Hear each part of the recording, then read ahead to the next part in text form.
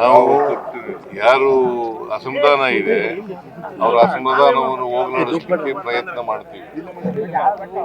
ಎರಡೂ ಕಡೆ ತಾವು ಗೆಲ್ತೀನಿ ಅಂತ ವಿಶ್ವಾಸ ಇದೆ ಸರ್? ಎರಡೂ ಕಡೆ 100% ವಿಶ್ವಾಸ ಇದೆ. ಬಿಜೆಪಿ ನಾವಲ್ಲಿ ಗೆದ್ದು ಬಿಡ್ತೀವಿ ಅಂತ ಹೇಳಿ ನೆನಪಿದೆ. ಬಿಜೆಪಿ ಅವರು ಏನೇ ಹೇಳ್ಕೊಳ್ಳಿ, ಎಲ್ಲಿ ಗೆದ್ದಿದ್ದಾರೆ ಅವರು?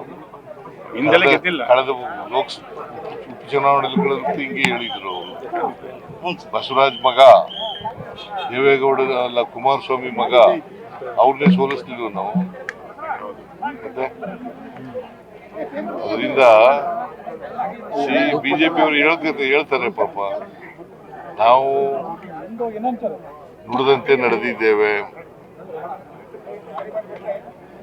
ಎಲ್ಲ 5 ಗ್ಯಾರಂಟಿ ಯೋಜನೆಗಳನ್ನು ಕೂಡ ಜಾರಿ ಮಾಡಿದ್ದೇವೆ,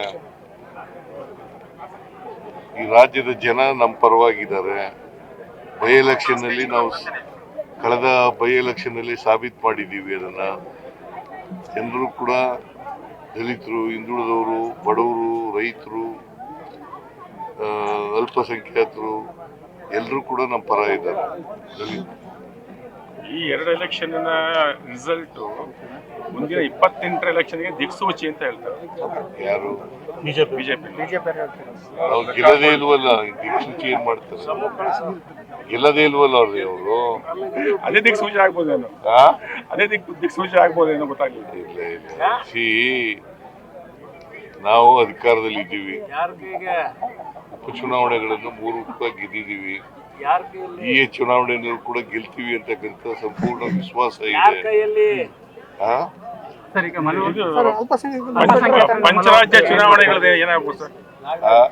ಪಂಚರಾಜ್ಯ ಚುನಾವಣೆಗಳದ್ದು ಏನಾಗ್ಬೋದು? ನಿಮ್ಮ ಬಿಜೆಪಿ ಎಲ್ಲ ಕಡೆ ಸೋಲ್ತದೆ ಸರ್. ಈಗ ಕೇರಳ ಸಿಎಂ ಹೇಳ್ತಾರೆ Rahul Gandhi BJP B team ಅಂತಂದು ಹೇಳಿ ಮಾತಾಡೋಣ. ನಮ್ಮ ರಾಜ್ಯದ ಮಾತಾಡಯ್ಯ ಅಂತಂದ್ರೆ ಸರ್ ಅಸಮಾಧಾನದ ಬಗ್ಗೆ ಏನ್ ಪತ್ರಿಕೆ